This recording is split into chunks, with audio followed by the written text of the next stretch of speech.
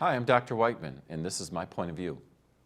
I first became a teacher for Detroit Public Schools. I was an elementary teacher, homeroom teacher for grades 4th and 5th.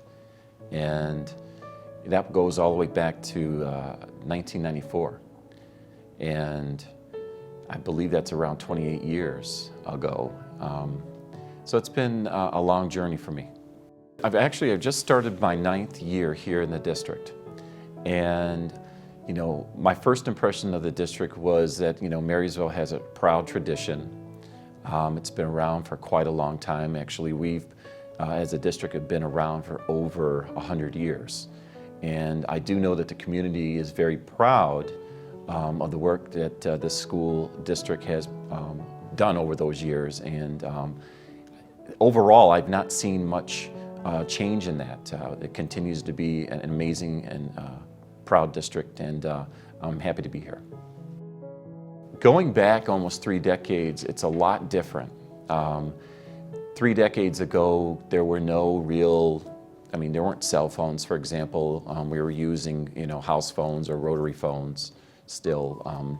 There were no tablets, or, we did have computer labs, but they were very limited to the technology that was available at the time. So I think over the years that I've been in the field of public education, technology has become a bigger part in the work that we do with students in the classroom. And comparing it then to where it is now, I wouldn't have had the vision to really see where we're at now back then, because we were still very traditional.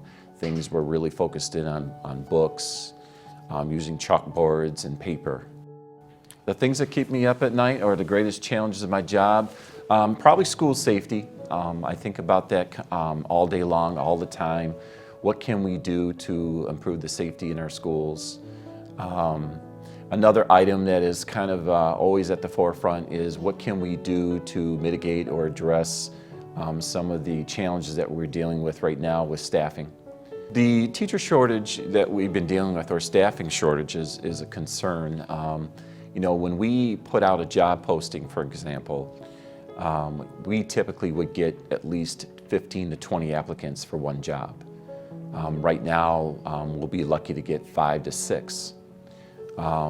So thinking about that, and we've been really creative about how we might be able to address the shortages that we're dealing with right now. For example, we try to get as many student teachers in the district as we can, so that they, one, have an opportunity to experience what Marysville has to offer with regards to students and staffing in the classrooms with teachers that are currently here that are amazing.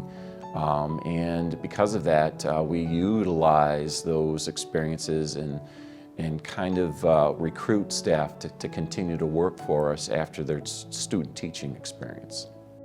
There are a lot of rewarding parts to my job, but I think the most gratifying and rewarding part of my year, for example, is to have commencements and to be there and to witness all the amazing students that have gone through their education here in the system for the years that they've been here, and to be the last person to shake their hand and wish them well on their journey in life. The one philosophy that I've always had working in the field of public education is that all children can learn. Given the right circumstances, the right supports, and materials and supplies, that's been a philosophy of mine.